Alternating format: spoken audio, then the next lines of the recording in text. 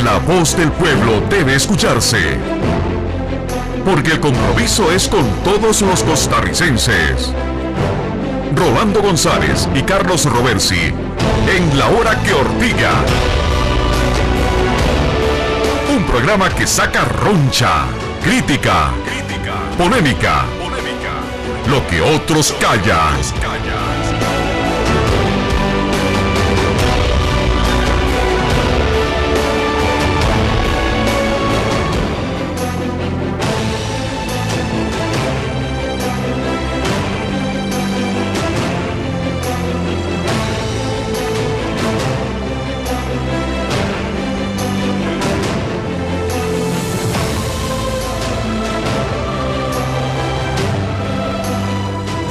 Buenas noches, amigas y amigos. Una vez más aquí en La Hora que Ortiga, tratando de hacer democracia radial. Primero que todo quisiera agradecerle a los chicos de Escenario Deportivo que nos invitaron hoy, tuvieron la gentileza de permitirnos ir a hablar objetivamente de fútbol. Ajá. Nadie me creyó, ¿verdad? Pero bueno, nos permitieron. Hoy tuvimos un bonito encuentro con don Rafa Ortiz, Francisco Molina y Fernando Sánchez hablando. Por casualidad hoy nuestro invitado es herediano y entonces, uno, también estamos ahí. Pero bueno, no vamos a hablar de fútbol. Pero agradecerle mucho a Alex, a Memo y a Hernán, la posibilidad de compartir ese programa tan lindo que tienen ellos a las 12:30 aquí en el Grupo Monumental. Lo segundo es externar las felicitaciones de La Hora que Ortiga a don Alberto Salón, que hace pocos minutos ya ha sido público que ha ganado la rectoría de la Universidad Nacional. Alberto Salón es un académico destacado del país. Todos creíamos que iba a ser ministro de la presidencia del actual gobierno. Don Alberto decidió dedicarse a la academia por ahora, esperemos que por muchos años, y esperemos que haga un buen trabajo en la Universidad Nacional. Así que nuestras felicitaciones y esperaríamos tenerlo en corto plazo aquí en La Hora que Ortiga para hablar de educación superior y de la Universidad Nacional y todos estos temas que también son de interés. Pero bueno, sin más, nos vamos a tiro al blanco. Hoy va a ser tiro al blanco total. Tenemos un invitado de lujo, don Alonso Elizondo de la Cámara de Comercio, director ejecutivo de la Cámara de Comercio, con quien vamos a analizar un año de gobierno. Y ustedes que son, junto con don Alonso, los personajes importantes de este programa. Acuérdense en 905-222-0000, 905-222-0000, La Hora que Ortiga en Facebook, La Ortiga CR en Twitter, y estaremos, por supuesto, compartiendo y esperando que ustedes también compartan con nosotros esta esfera, este foro de democracia radial. Pero nos vamos a tiro al blanco. Tiro al blanco. Es tiempo de crear polémica. Es tiempo de palabras certeras. Esto es Tiro al Blanco.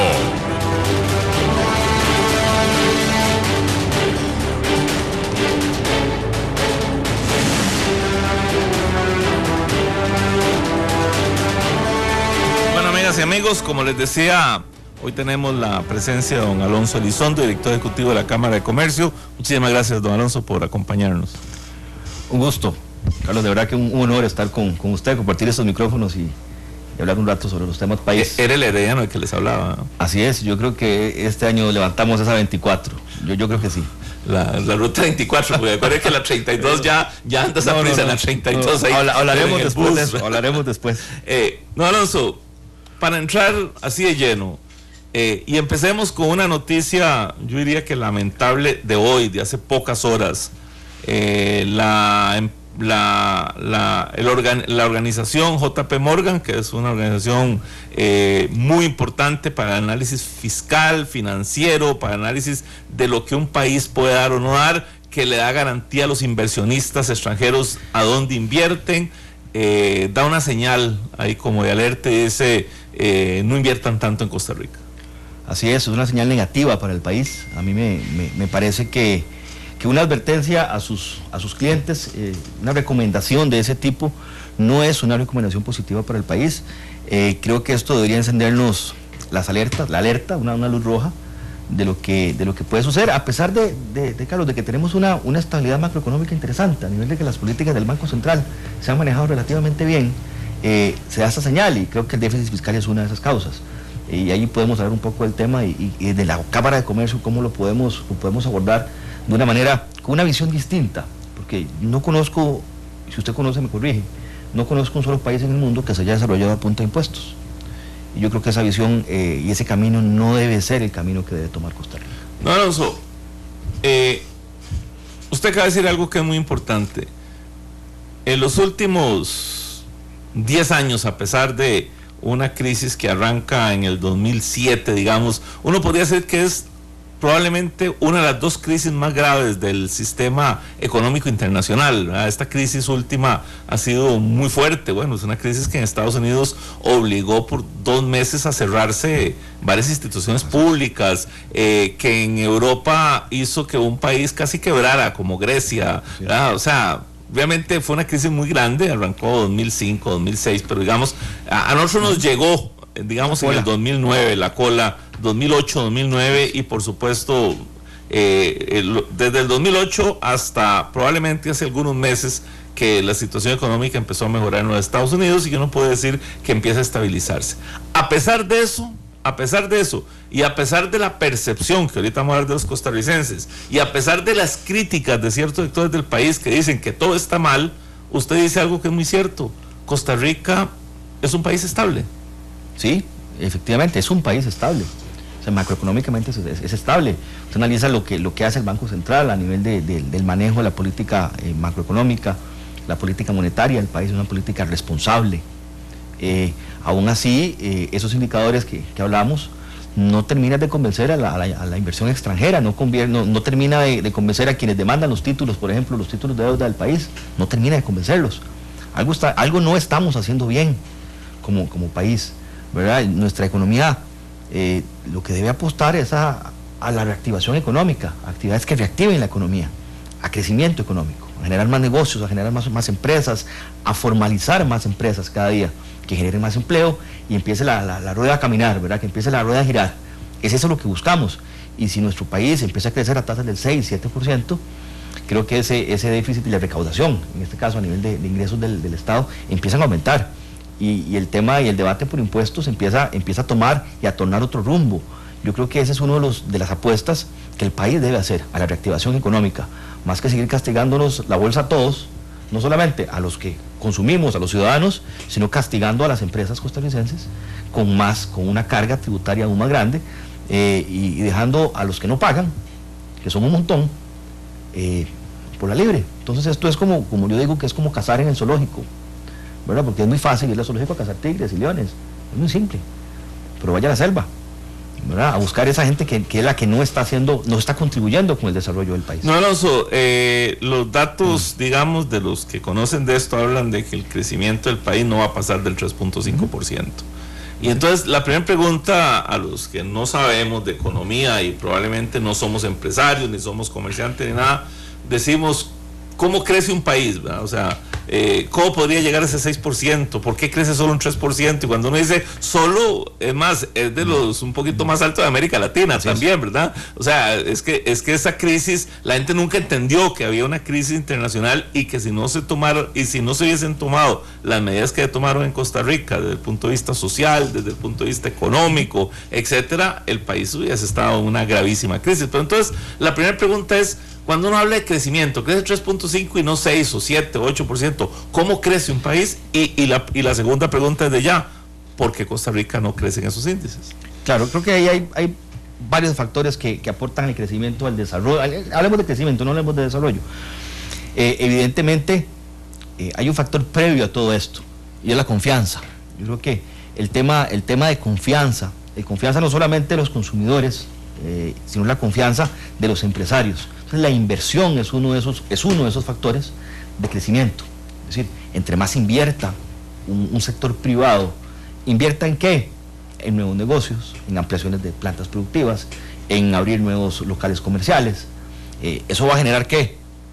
Nuevos puestos de trabajo, ¿verdad? Eso va a generar salarios, eso va a generar capacidad de consumo en las personas, ¿verdad? Y capacidad de ahorro también en las personas, aunque usted vio que los ticos no hablamos mucho, ¿verdad? Ese es un tema que para luego podemos conversarlo también. Ahora conversamos de eso.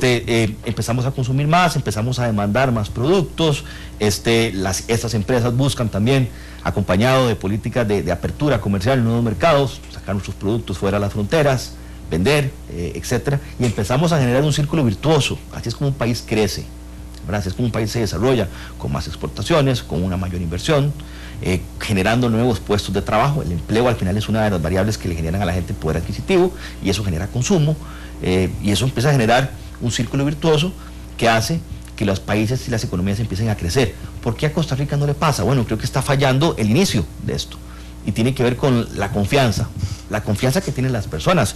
Yo aquí estaba revisando los datos de un estudio que hacemos en la Cámara de Comercio relacionado con el índice de confianza del sector comercial, y está muy ligado y va muy de la mano con la confianza del consumidor. Al final de cuentas, un comerciante está de cara a los consumidores, y nos damos cuenta que estamos, en nuestra última medición, nos da el número más bajo desde que iniciamos esta medición en el 2008. Este es un índice que tiene una base de 100, ¿verdad? Lo que esté por arriba de 100 indica relativa confianza, y lo que esté por abajo de 100 indica desconfianza. Imagínese usted que hemos venido desde el último dato positivo fue en el primer trimestre del 2014, fue el último trimestre positivo, y ahí empezamos cayendo de 105, 98, 91, 92, y la última medición es la más baja, la que hemos hecho, como le digo, llegando a un 86. Estamos 14 puntos por debajo de un límite ni de confianza ni de desconfianza, para ponerlo en términos sencillos, ¿verdad? Entonces, ahí hay una variable, esa confianza que tienen los consumidores. Entonces, si usted no tiene confianza, como consumidor, ¿qué pasa? Bueno, se retrae. ¿Por qué no hay confianza? Dice, bueno, no sé si voy a tener trabajo mañana, no sé si mañana me van a despedir, me voy a graduar de la universidad, voy a conseguir trabajo. Entonces, la gente empieza a ser muchísimo más conservadora en tomar decisiones de emprender un nuevo negocio, si es lo que quiere, le cuesta conseguir trabajo. Entonces esa confianza hace que la gente se contraiga, y que ese círculo que hablábamos virtuoso empiece a ser un círculo más bien recesivo, un círculo de que la actividad económica empieza a contraerse, empieza a crecer poco, y ahí genera todos esos problemas que estamos viendo. Esa es una de las razones, esa confianza, y por ende quien debe invertir no invierte, se sostiene y dice, bueno, no sé, voy a invertir ahora porque los números no me están dando buenos resultados, y la gente o el empresario en este caso sostiene sus inversiones. Entonces ese es otro factor, o sea, no hay inversión, no hay generación de empleo, entonces no hay consumo, el ahorro no crece, y un país así difícilmente, las exportaciones se estancan, difícilmente un país pueda crecer a tasas superiores al 3,5, como vamos a crecer, según dicen los que saben de esto, este año. Entonces se hace muy difícil, don Carlos. Tenemos hoy invitado a don Alonso Elizondo, director ejecutivo de la Cámara de Comercio. Ustedes pueden participar en el 905-222-0000, la Ortiga CR, la hora que Ortiga, en este programa de Democracia Radial. No, don Alonso, en ese escenario, dos preguntas. ¿Por qué yo, inversionista extranjero, que empiezo y veo y que me dice JP Morgan, no invierta en Costa Rica o no invierta mucho en Costa Rica porque tenemos serias dudas que tienen que ver un poco con la política también fiscal y macroeconómica, con las señales que da el gobierno, etcétera?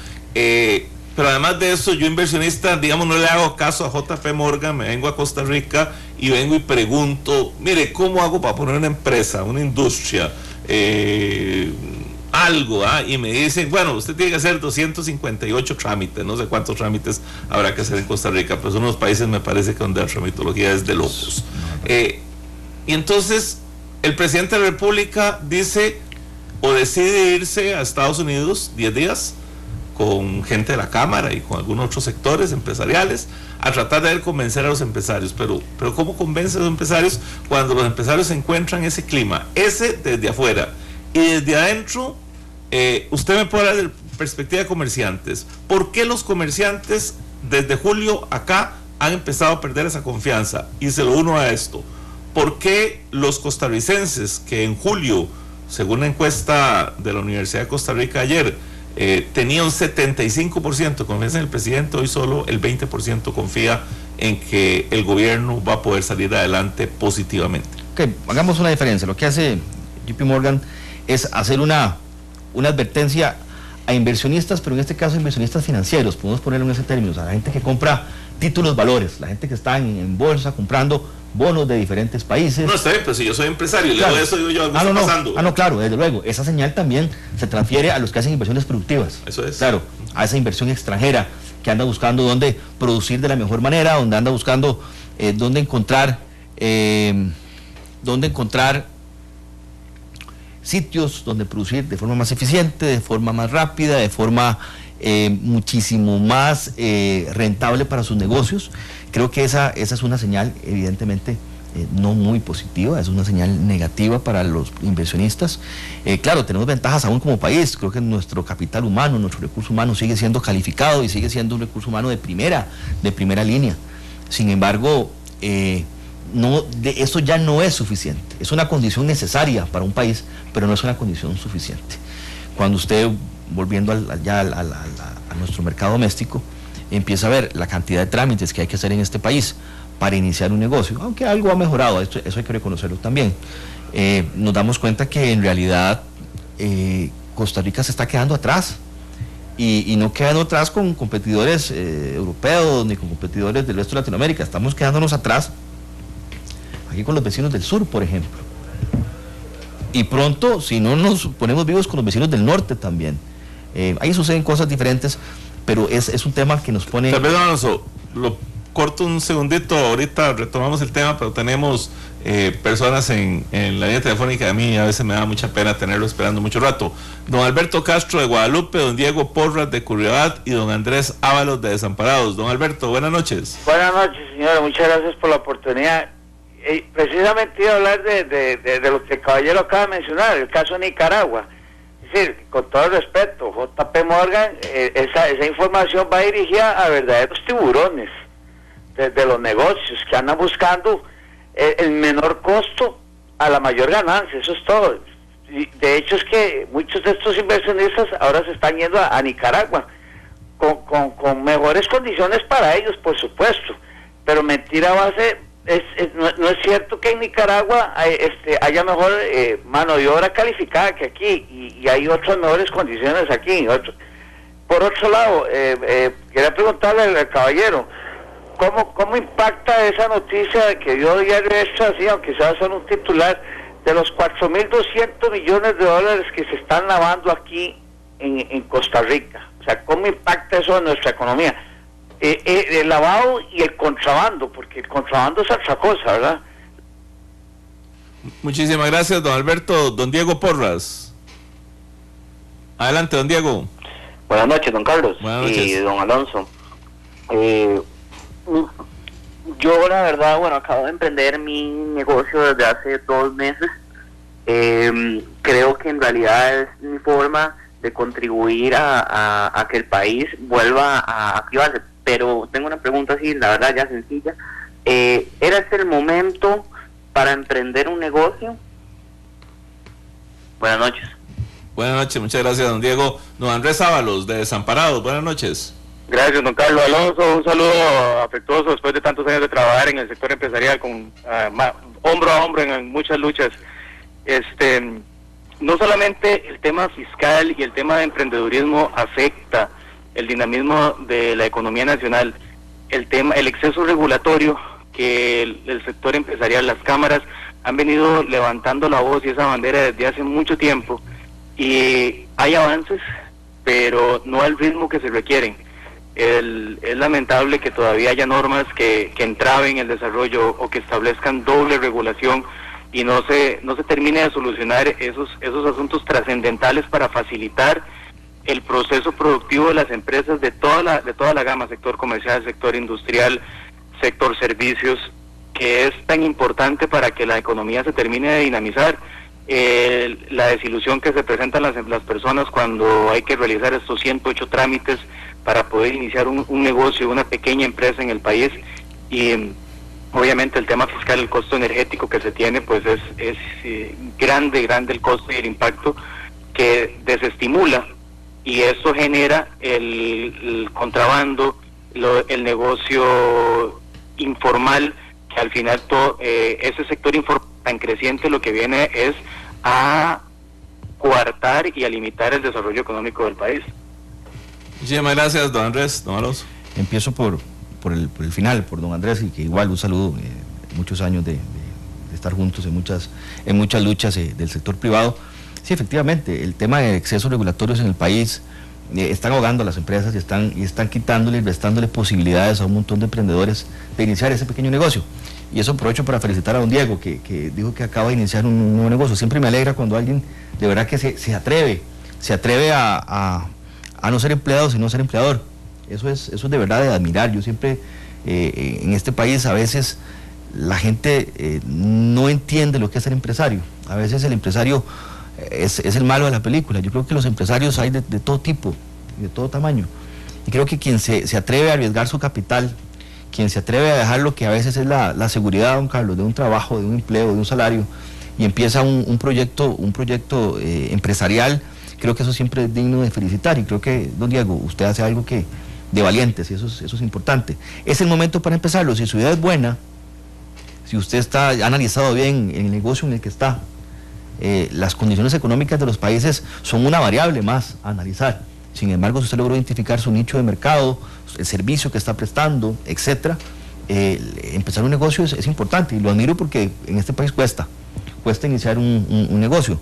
Y con respecto al primer señor, creo que es don Alexander, si no me equivoco, sí, las condiciones en Nicaragua son distintas. Efectivamente, Costa Rica sigue teniendo una ventaja competitiva todavía en la región con respecto al capital humano, ¿verdad? Pero muchas veces, y no todos los negocios se basan en el talento de las personas, en el talento, en el conocimiento, sino que hay negocios también y empresas que requieren personal no calificado, que personas que no lograron tener las oportunidades que hemos tenido muchísimos costarricenses de terminar la primaria, la secundaria y algunos la universitaria completa. A veces se demanda también recursos humanos no calificados, y a veces países tienen un montón de personas no calificadas que también necesitan trabajar y necesitan alimentar a sus familias, y en Nicaragua pues a veces ese tipo de negocios florecen y dejan réditos al país, y así es como el país empieza a aumentar o a generar esa rueda, ese círculo virtuoso, ¿verdad? No hablemos de temas políticos de Nicaragua, porque eso es otra historia. Lo que sucede ahí, usted lo conoce, don Carlos, mejor que nadie. Es otra historia, pero sí lo importante es saber que también ahí se generan y van a competir con nosotros también en algún momento. Creo que eso es lo importante. Estamos hablando con don Alonso Elizondo, director ejecutivo de la Cámara de Comercio. Alonso, ahí hay una mención, y me la están haciendo también aquí en redes sociales, sobre el tema del lavado de dinero, que incluso alguna gente dice que mantiene un poquito la estabilidad del dólar en Costa Rica. Yo no sé si es tan grave como se ha planteado. Yo no sé, la verdad yo no conozco esa cifra, hasta hoy la vi efectivamente, y eso también lo preguntó don Alexander. Yo desconocía ese dato. Sin embargo, evidentemente todos esos capitales subterráneos, sumergidos, se mueven en la informalidad, se mueven en el sector informal, y también tocaba el tema del contrabando en este país. El problema del contrabando en este país es gravísimo, del sector informal, que compite con los empresarios formales, con la gente que sí quiere hacer las cosas bien, que la gente que sí quiere estar registrado ante tributación directa, que la gente que sí quiere pagar cargas sociales, la gente que sí quiere tener a su gente como debe ser. Tienen que competir precisamente contra todas esas personas de que no pagan impuestos, que los productos pasan, no sabemos cómo, por las fronteras, y están generando un daño gravísimo al empleo formal, ¿verdad? A la generación de trabajo, del buen trabajo, ¿verdad? Entonces yo creo que ese es un factor a considerar. Sí, claro, el tema del lavado es un tema muy delicado. Yo creo que pasa muchísimo. Y en Costa Rica, como le digo, no conozco en detalle cómo funciona, pero nuestro sector financiero, el sector bancario, en gran medida está blindado, en gran medida, no digo que no pueda suceder, con capitales de este tipo, ¿verdad? Entonces yo creo que es un tema que existe y no podemos tapar el sol con un dedo. Debe existir en el país una gran cantidad de dinero proveniente de actividades ilícitas. Sin embargo, yo espero que no sean cifras tan alarmantes como las que salen publicadas el día de hoy. No, Alonso, le hacía la pregunta inicialmente sobre el tema de la confianza. Y hablábamos primero de la confianza del inversor extranjero hacia Costa Rica. Costa Rica, cuando uno ocupa posiciones que le permiten encontrarse con el mundo, a mí me tocó siendo vicecanciller de la República, uno se lleva una sorpresa porque lo que pensamos los costarricenses de Costa Rica no lo piensan los ciudadanos del mundo de Costa Rica. O sea, en el mundo Costa Rica sigue siendo la Suiza centroamericana, sigue siendo un país interesante para invertir, para venir, para pasear, para confiar. Ven la mano de obra costarricense como un material humano de altísima calidad, ven al país con mucha seguridad, le tienen confianza. Pero es cuando llegan aquí y que encuentran este panorama de la tramitología, a pesar de las cosas que se han hecho, y es donde la gente empieza a dudar. Pero lo más grave es los costarricenses dudando de su propia Costa Rica. O sea, en los últimos años, yo diría que los últimos 12 años, a partir de toda una campaña que se ha hecho de temas de corrupción en la función pública, de temores a veces infundados, a veces temores que se presentan con hechos que se hacen públicos, etcétera, etcétera, la confianza se pierde rapidísimo. Y vea, el presidente de la República en menos de un año pierde más de la mitad de la confianza. Y se lo pongo en la forma más cruda: ¿tiene confianza el sector empresarial en el gobierno del presidente Solís en este momento? Yo creo que más allá de hablar del gobierno directamente del presidente Solís, yo creo que en el país estamos, esto es un barco en el que estamos todos, don Carlos, y no es que el gobierno le vaya mal, es que si el gobierno le va mal, nos va mal a todos, o sea, le va mal al país. Yo creo que uno en eso debe ser claro. Yo creo que si bien es cierto, hay un esfuerzo por parte del gobierno que hay que reconocerlo, hemos carecido de un diálogo muchísimo más abierto de lo que nos hubiera gustado. Nos hubiera gustado dialogar aún más con el gobierno, que nuestras ideas y planteamientos sean tomados en cuenta, que las acciones sean más rápidas, ser más ejecutivos, y eso nos viene pasando en el país ya hace tiempo. Somos poco ejecutivos. Hacer diagnósticos en este país es muy fácil, cualquiera los hace, y decir lo que hay que hacer, todo el mundo lo dice, pero hágalo. Esa es la parte difícil. Como dice la colega, 2.227 diagnósticos deben haber en el país. Deben haber un montón. ¿Y quién ejecuta esas ideas? ¿A quién las pone en marcha? Creo que ese es parte de los problemas que hemos estado teniendo con un país, es la parte ejecutiva. ¿Cómo ejecutar las acciones y todos los diagnósticos que hemos hecho? Esa es la parte difícil. Bueno, vamos a irnos a un corte comercial y regresamos. Estamos hoy con don Alonso Elizondo, director ejecutivo de la Cámara de Comercio. Regresamos al corte con una pregunta. Don Alonso, ¿cuál es el futuro a corto plazo? ¿Cómo le rescatamos a la gente un poquito la confianza? Y ustedes pueden participar 905-222-0000, 905-222-0000, La Ortiga CR en Twitter y La Hora que Ortiga en Facebook. Ya regresamos. Ya regresamos con La Hora que Ortiga.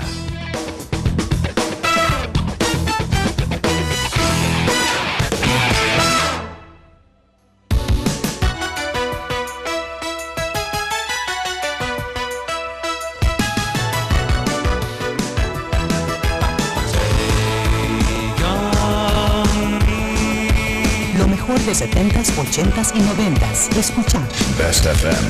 New classics. Better.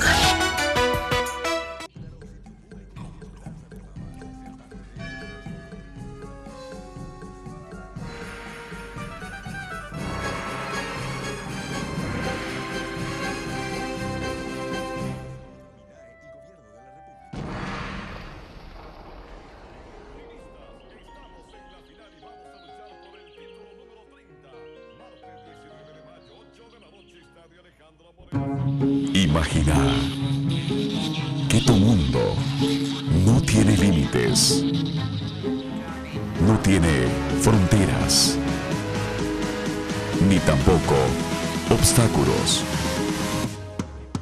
porque el mundo está en tus manos. Noticias Monumental, la noticia a tu alcance. Continuamos con La Hora que Ortigas.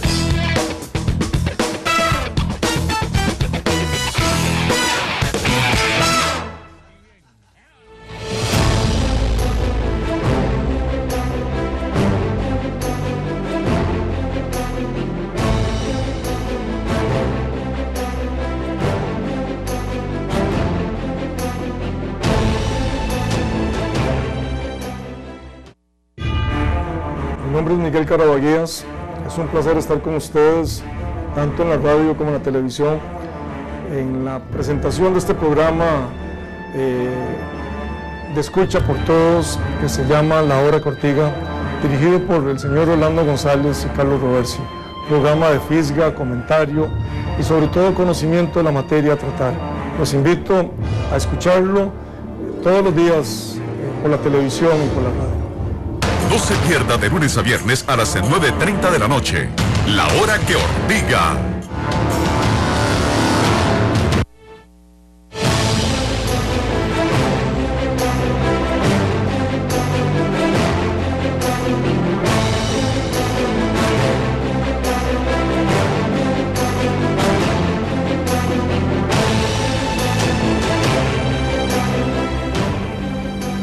Bueno, regresamos, estamos hoy con don Alonso Elizondo, director ejecutivo de la Cámara de Comercio. Pueden participar ustedes, 905-222-0000. Don Alonso, en la campaña electoral, el gran tema, y planteado en muchos de los foros, era el tema energético. Incluso los candidatos, incluyendo el presidente de la República, adquirieron como un compromiso a decir, esto hay que resolverlo, porque el costo de la tarifa eléctrica, sobre todo para el sector empresarial, es relativamente alto para el mercado, para ponerlo en ese sentido, porque a veces nos podemos comparar y decimos, no, es barato en otro país, pero depende del mercado, depende el tipo incluso de sector productivo que queremos desarrollar.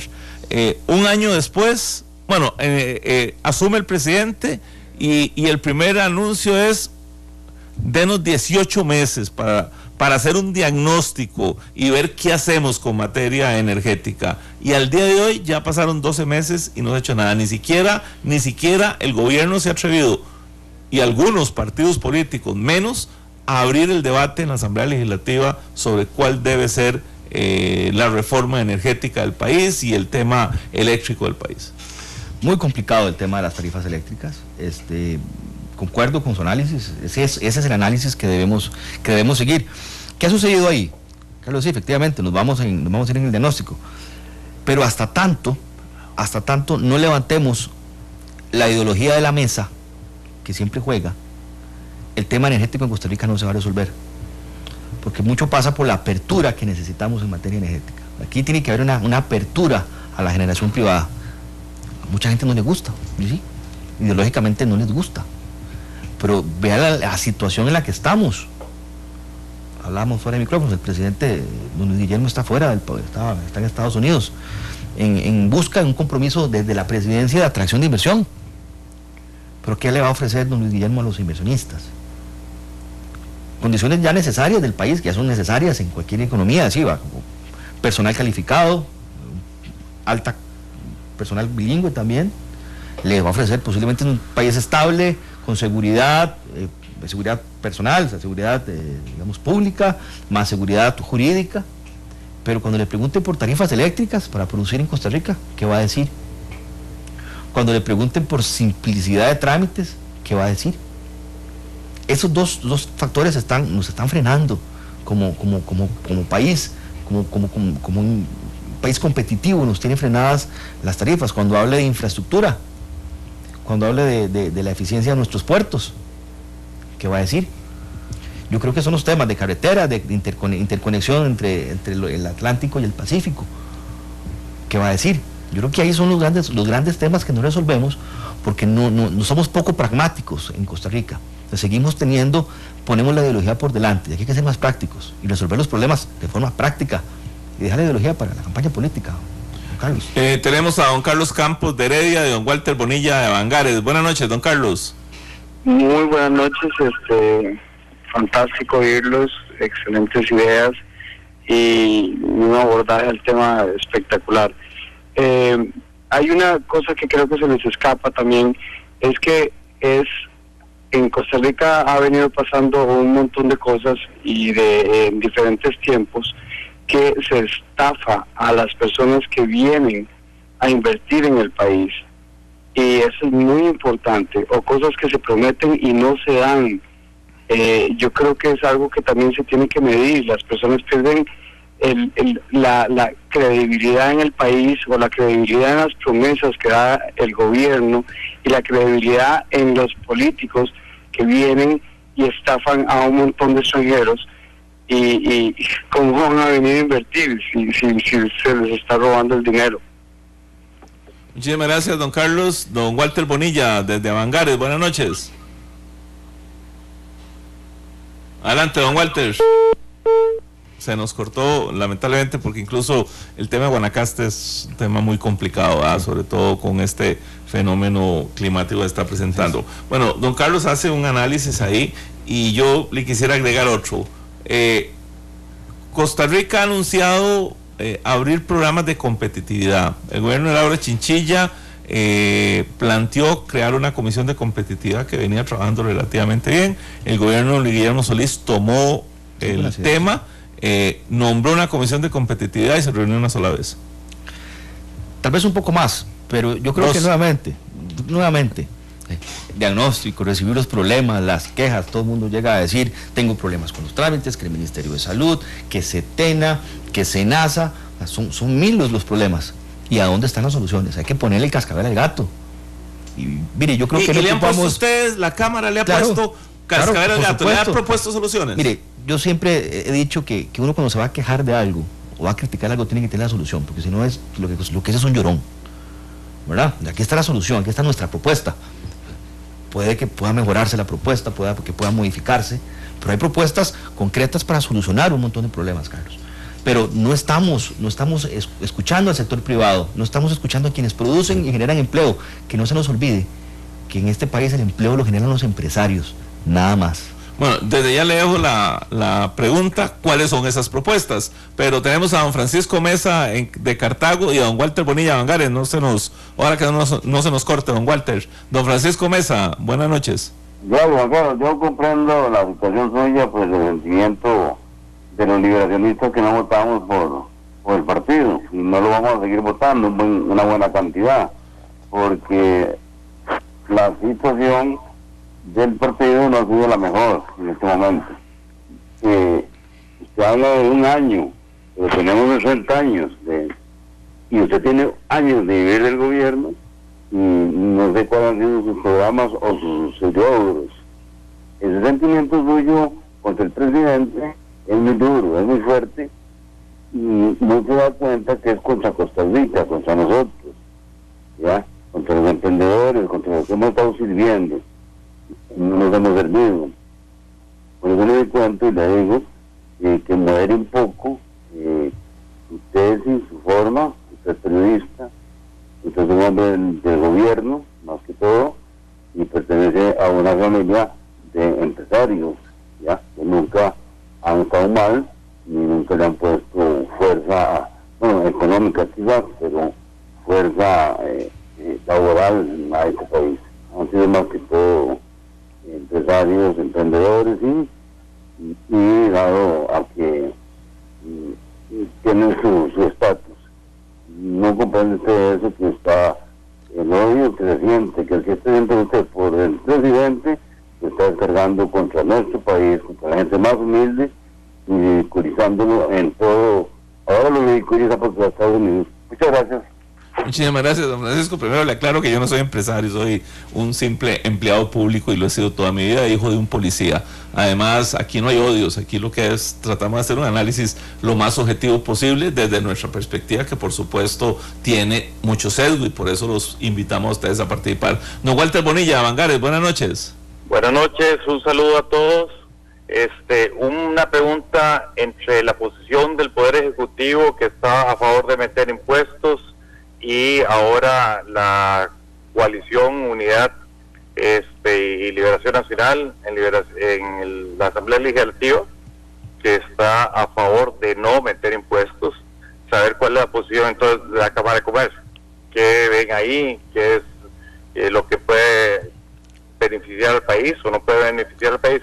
Y en el tema energético también es muy injusto pedirle tan rápidamente al gobierno en 18 meses que tome decisiones después de 50 años de que no han tomado decisiones a favor de privatizar. Entonces, para ver si se refieren al tema. Gracias. Muchísimas gracias, don Walter. Don Alonso. Gracias. El tema, ahora que usted me ha hablado de propuestas, hablemos del tema tributario. Lo que hablamos al puro inicio, yo creo que ese es un tema de reactivación económica. O sea, las políticas del gobierno tienen que orientarse a reactivar la economía, a hacer muchísimo más simple, para repetir lo que dijimos ahora, hacer negocios en el país. Eso es importantísimo. Negocios lícitos, por supuesto, ¿verdad? Porque a veces la gente malinterpreta cuando uno habla de hacer negocios. Negocios lícitos, por supuesto. Es una forma. Mire, los impuestos por definición son regresivos, son recesivos además, y generan contracción. Usted le está quitando a la gente capacidad de compra, le está quitando a las empresas capacidad o dinero para reinvertir, ¿verdad? Y la está metiendo posiblemente como echar agua a un canasto, básicamente. ¿A dónde vemos soluciones? Bueno, yo creo que nuestro sistema tributario es extremadamente complejo, es muy complejo. Si usted tiene una empresa, la cantidad de días que le demanda a un empresario pagar impuestos en este país está entre las más altas del mundo, ¿correcto? Entonces, nuestro sistema tributario tiene que simplificarse, de tal forma que cualquier persona, don Carlos, usted o yo, podamos pagar nuestros impuestos, o un empresario pueda pagar los impuestos de una forma rápida y simple. En este país ocupamos un experto para pagar impuestos, un asesor tributario experto y ojalá muy bueno para poder pagar impuestos como Dios manda. Y eso es porque nuestra legislación tributaria es tan compleja que necesitamos ese tipo de cosas, y por eso la gente, hay un sector informal muy grande porque no quiere entrar en esa maraña de cómo formalizarse, cómo pagar impuestos y cómo hacer declaraciones y llenar hojas tras hojas, y esto y lo otro, y una declaración aquí, y una hoja de no sé qué número. Hay un montón de cosas que hay que hacer. Entonces, una es la simplificación de ese sistema, de tal forma que pagar impuestos se vuelva algo relativamente simple, y tiene que haber, por supuesto, una campaña de educación ya desde una generación atrás. Nos debieron haber enseñado que pagar impuestos es positivo para el país. Eso es una. Simplificar el sistema tributario es una. Dos, y algo que no le gusta a mucha gente, somos de la idea de que la base de los impuestos tiene que ser amplia. No nos gustan las exenciones ni las exoneraciones. Eso en realidad, si como dicen, lo que es bueno para el ganso, tiene que serlo para la gansa, ¿verdad? Entonces debemos pagar impuestos todos, ¿verdad? Todos. ¿Tasas diferenciadas? Sí, posiblemente, en algunos sectores sensibles, que ya eso es un tema político, vayan a buscar tasas diferenciadas para la educación, tasas bajas, para la salud privada bajas también, pero todos debemos contribuir con el tema tributario. Esa es una solución relacionada con ingresos relativamente simples, y no hay que aumentar las tasas impositivas y elevar los impuestos, las tasas ya existentes. Más bien hasta se puede pensar en tasas diferentes. Ahora, y eso es una condición importante, pero lo primero que va a hacer el gobierno es amarrarse la faja con los gastos. Si usted en una casa no le alcanza su salario, usted baja los gastos, o se va y se busca otro trabajo en la noche, o empieza a recortar los gastos, pero los gastos de verdad. O sea, no es cerrar el tubo y apagar la luz más temprano. Sí, son gastos importantes, pero hay que hacer un esfuerzo de socarse la faja de verdad, ¿verdad? En este momento nos estamos endeudando como país, usando la tarjeta de crédito para ir al supermercado, ¿verdad? Endeudarse es malo, no es malo. No es malo si estamos endeudándonos en lo que yo llamo en obras de infraestructura, en algo que tiene un retorno positivo para el país. Hay un retorno social para el país, porque endeudarse para una carretera, para un puente, para un nuevo puerto, no es negativo. Al final, igual usted se endeuda para comprar una casa y para comprar un carro. Eso no es malo. No lo hace usted una mala persona, ni nos hace un mal país si tenemos deudas relacionadas con infraestructura, con temas que generan un retorno sobre la inversión importante desde el punto de vista social. Pero yo creo que hay mucha tela que cortar en materia de gasto, y el gobierno no ha querido socarse la faja en muchos gastos. Hay un esfuerzo, sí, pero es mínimo, Carlos. No hay nada de fondo. Estamos con don Alonso Elizondo, director ejecutivo de la Cámara de Comercio. Aquí me hacen varias preguntas. Hay una constante de algunas personas que dicen que todo lo malo aquí es culpa de Liberación, o sea, que las trabas las puso Liberación, que los problemas los puso Liberación, etcétera. Le pregunto a usted si eso es así. Y lo segundo es, ¿cómo le ha ido a los comerciantes con los tratados de apertura comercial, de Tratado de Libre Comercio, etcétera? ¿Y qué piensa de la Alianza del Pacífico específicamente? Nos vamos a un corte comercial y ya regresamos con don Alonso Elizondo, director ejecutivo de la Cámara de Comercio.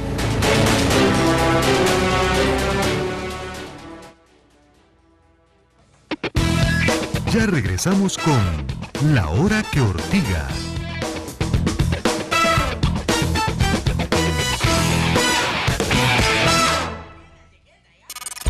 Síguenos en www.lamejor.co.cr. Escúchanos en vivo desde donde quiera que te encuentres. www.lamejor.co.cr. Somos la mejor.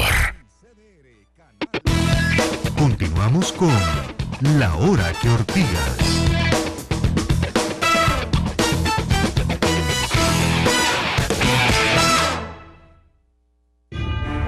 Hola, soy Lorena Vázquez. Los invito a disfrutar un programa como La Hora que Ortiga con Rolando González y Carlos Roversi. De lunes a viernes, todas las noches, un programa directo y claro. Compartimos con estos dos analistas, yo como analista político, en un momento en que Costa Rica requiere de un análisis profundo permanentemente de quienes le damos seguimiento a la vida política nacional y a temas de gran trascendencia para los costarricenses. No se pierda de lunes a viernes a las 9:30 de la noche. La Hora que Ortiga.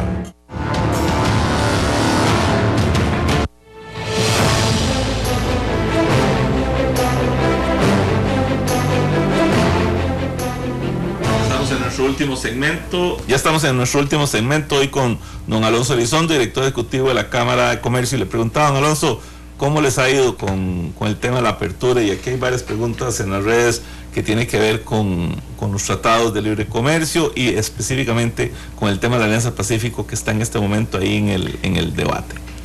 Evidentemente la apertura comercial ha beneficiado al país. Quien diga que no, pues no sé dónde vive. La verdad que hay beneficios palpables del comercio, del volumen total de comercio. A veces la gente trata de medir el éxito o el fracaso de un tratado de libre comercio, por usar un ejemplo, con la balanza comercial que genera entre los dos países. Esa no es la forma de medir.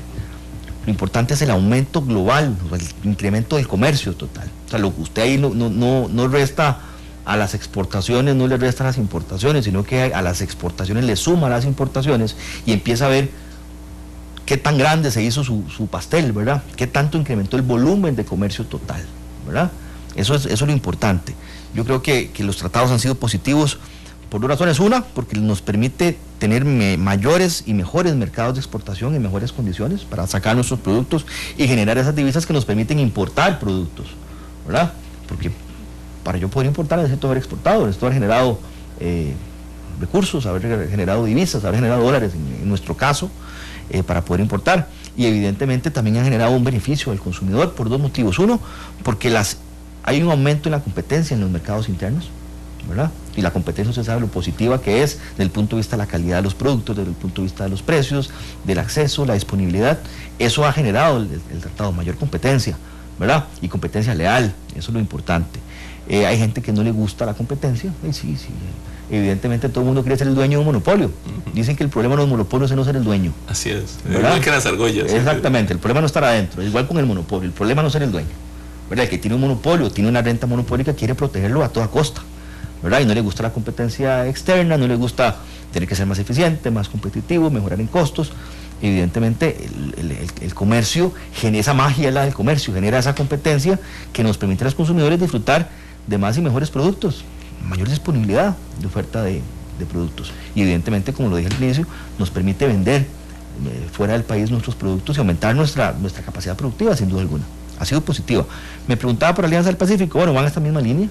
Yo creo que el tema de Alianza del Pacífico va más allá de un tema estrictamente de aranceles, un tema de intercambio, sino que nos mete en cintura, y ahora que hablábamos de los trámites, nos hace converger a un grupo, a ser similares a un grupo de países que nos llevan ventaja en materia de mejora regulatoria, si queremos ponerlo en esos términos, ¿verdad? Nos vamos a olvidar, si entramos, para usar un ejemplo, nada más de que entramos a una normativa común en materia de comercio, lo que se llama la facilitación del comercio. Hacemos que el comercio internacional, incluso comercio interno, sea muchísimo más simple y muchísimo más fácil. Por ejemplo, en este país hoy registrar un producto ante el Ministerio de Salud, y no ahora, sino que eso viene de años, es un calvario. La gente que está en el tema de registro sabe que lo que digo es cierto, es un calvario registrar un producto alimenticio, es un calvario registrar un cosmético, no se diga un medicamento, es difícil, porque hay un registro, hay papeles de por medio. Y el papel aguanta lo que usted le quiera poner. O sea, un papel no le garantiza a usted como consumidor que lo que va a llevarse a la boca, lo que se va a tomar, está bien, ¿verdad? Lo único que garantiza esto es el control de la vigilancia en un mercado, no los papeles. Y mercados como estos, en Alianza del Pacífico, tienen mecanismos de verificación y control de mercados superiores a los nuestros, no de papel. El papel va a ser una simple declaración, ¿verdad? Un control a posteriori, ¿verdad? Es una notificación sanitaria. Yo notifico que voy a producir tal cosa y que cumplo con todos los reglamentos, que cumplo con todo lo que se establece en la legislación y la reglamentación técnica. Entro al mercado y luego me verificarán si lo que dije fue cierto. Si mentí, es todo un problema. Pero ese tipo de regulaciones que son más simples, que le permiten al empresario avanzar muchísimo más rápido, nos las va a permitir la Alianza del Pacífico. Siento que estamos enredados en nuestros propios mecates nuevamente por un tema ideológico. No queremos avanzar en apertura comercial, no queremos avanzar en convergencia regulatoria con países que han demostrado hacer las cosas mejor que nosotros en esta materia, y no debemos por qué tener vergüenza de que el Perú, de que Colombia, Chile, México hayan hecho mejor las cosas que nosotros en materia de trámites. Bueno, don Alonso, la pregunta aquí, bueno, primero don José Dengo dice, lo único que debe importar es producir energía limpia de alta calidad al mejor precio posible, desde luego, quién la produce. Desde luego, eso es ciertísimo, y eso es una tendencia en el mundo, el tema de generación de energías limpias. En este momento, por defender lo indefendible, quemamos y contaminamos el medio ambiente quemando búnker, y ahí nadie dice nada, porque la ideología está primero, ese es el problema, Carlos. Sí, y ayer el ministro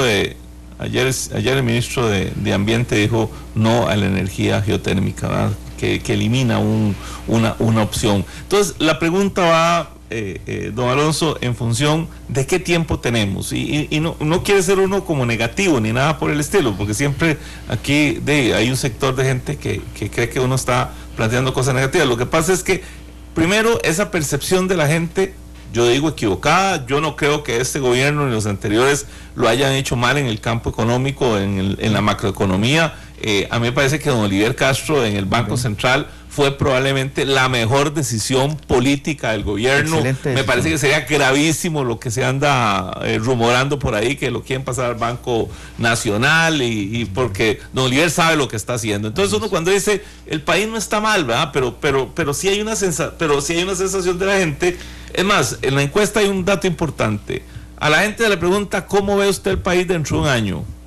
Y el 40-50% lo ve más mal, y el 30 o 40% lo ve igual, y solo como un 10 lo ve mejor.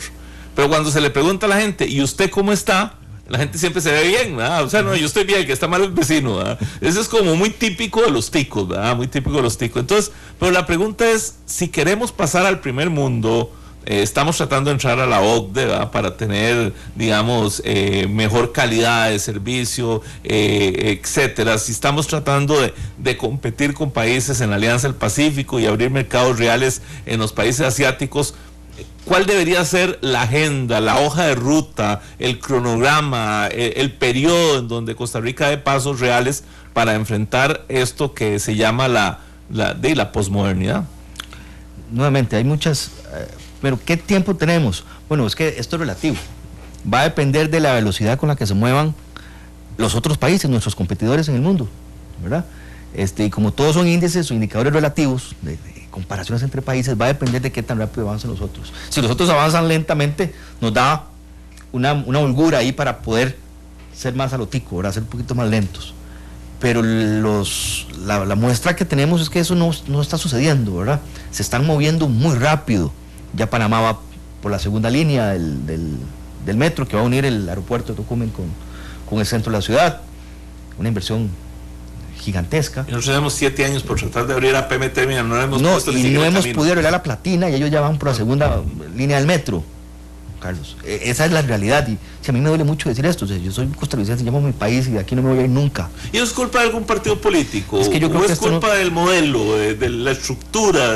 ¿Qué es? Yo creo que nos hemos enredado en nuestros propios mecates. Yo creo que la maraña que hemos generado alrededor de temas de corrupción, ¿verdad?, nos ha generado tal control sobre el funcionario que evidentemente se han cometido barbaridades, se siguen cometiendo barbaridades en este país en materia estoy seguro, de control y de temas de corrupción. Nos ha amarrado a tal forma que el Estado está completamente en una parálisis completa. Y esto no es un tema de partido político, y no es un tema ni siquiera de ministros, este es un tema de que la estructura como está concebida el Estado costarricense hace que aquí puede llegar, mire, quien llegue.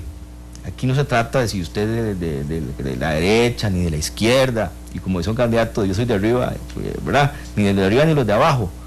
Se trata de que el Estado costarricense está paralizado, los mandos medios han paralizado, claro, porque se están cubriendo tanto de tantas normas, tantos reglamentos, que ellos no pueden moverse tampoco. Los grados de libertad que tiene alguien que llega a un ministerio, un ministro con toda la voluntad, es muy escaso, muy escaso. Entonces, no es culpa del gobierno, no es culpa del partido político, es que el Estado lo fuimos construyendo de tal forma que se paralizó solo. Es un monstruo, es un dinosaurio que no se mueve.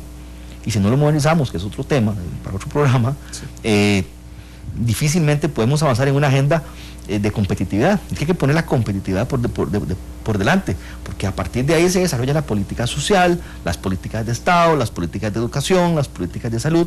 Pero si no hay competitividad que le genere a la gente empleo, y empleo de calidad, bien remunerado, que la gente, el muchacho que va saliendo de la universidad logre conseguir trabajo, quien desee cambiar su trabajo pueda hacerlo a uno mejor.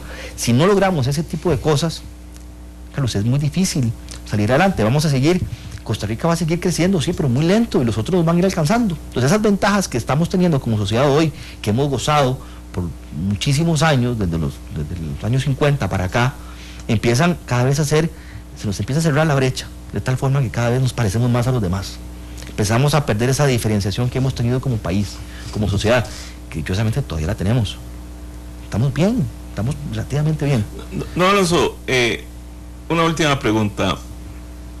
El empresariado costarricense, a uno le duele ver a los empresarios ya como, no sé si con temor o con frustración. Uno piensa, digamos, en las familias que hicieron gran desarrollo en este país, y uno dice los Uribe, ¿verdad? Y abandonaron más por menos y se la vendieron a un consorcio internacional. Uno ve a los Jiménez de la Guardia también, prefieren un poco más de tranquilidad y probablemente meterse en el mercado financiero y dejar de arriesgar. Frente a eso uno ve gente en Guatemala como los Chavarría, por ejemplo, con toda esta empresa de campero, metidos en Asia y en la India, bueno, en África, en todo lado, ¿verdad? Entonces uno dice, ¿qué pasa con el empresario costarricense? ¿No tiene fe el empresario costarricense? ¿O cómo hacemos para que el empresario costarricense vuelva a ser lo dinámico que era? ¿O es dinámico y no lo sabemos? A ver, vuelvo cuando nos conversó un muchacho, don Diego, ya me quedó grabado el nombre. Evidentemente en Costa Rica hay empresarios con toda la gana de seguir invirtiendo en el país y seguir desarrollando Costa Rica y seguir generando fuentes de empleo. Por supuesto que los hay. En Costa Rica hay una calidad de empresarios excelente. Pero ¿qué pasa? Se están viendo frenados todas esas posibilidades de crecimiento y desarrollo por todos los temas que hemos tocado hoy. Creo que ese es uno de los temas. Creo que el empresario necesita generar confianza, debe tener confianza. Los temas son fáciles, son simples y son rápidos, y usted verá que este país empieza a caminar. Pero no nos han dejado, no han dejado al empresario, porque también hay también un estigma, si queremos usar ese término, contra el empresario, ¿verdad? Y yo creo que es todo lo contrario, es una figura de admirar. Yo creo que eso es una figura de admirar, lo que hace un empresario de generar puestos de trabajo. Por supuesto que lo hace a cambio de un beneficio, de maximizar sus ingresos, por supuesto. ¿Para qué existe una empresa? ¿Para qué alguien quiere emprender un negocio? Porque quiere lucrar, quiere ganar plata. ¿El caso de ganar plata es un pecado? No, pareciera que en Costa Rica a veces sí. No es pecado. Si es bien ganada, no es pecado. Está bien hecho que ganen plata. A mí me parece fantástico. Y ojalá todo el mundo pudiera poner su propio negocio y tener su propio ingreso y generar empleo. Eso está muy bien. Tenemos de dejar de satanizar el tema de la generación de nuevos empresarios. Creo que ese es uno de los factores que estamos fallando como sociedad. Bueno, don Alonso, muchísimas gracias. Nos quedamos con un montón de preguntas ahí en el paquete, pero esperaría que volvamos a conversarnos en un corto plazo. Un gusto. Un honor, de verdad. Y ojalá que usted pierda y yo gane en el fútbol. No, ahí no estamos de acuerdo. Ojalá me invite después del 23 y hablamos. Perfecto, con mucho gusto. Bueno, amigas y amigos, nos fuimos. Glenn nos dejó ahí sin los créditos, nos tiene abandonados, está pensando ya en el fin de semana, lo tienen trabajando mucho, ahora sí me dice que ya están. tranquilito, Glenn, no trabaje tanto, pues se nos puede enfermar. Y Marquitos allá atrás también haciendo la resistencia. Carlos Monge y Alexander Víquez de Canal 2, Glenn Montero y Marquitos Ramírez en Monumental, Olman Rímola, Rigo González, Carlos Roversi y Rolando González. Nos despedimos, nos encontramos el próximo lunes. Que pasen un fin de semana lindísimo, y antes de irnos simplemente darle un abrazo a todos nuestros agricultores y productores. Hoy es su día, esa gente, y era parte de las preguntas que tenía, pero no pudimos, pero esa gente que trabaja, que arranca a las 3, 4 de la mañana, que hoy la está viendo horrible en la zona de Guanacaste, sobre todo por el tema climático, pero a todos ellos muchísimas gracias, y aquí siempre en el corazón de todos y todas los costarricenses los tenemos presentes. Nos encontramos el próximo lunes.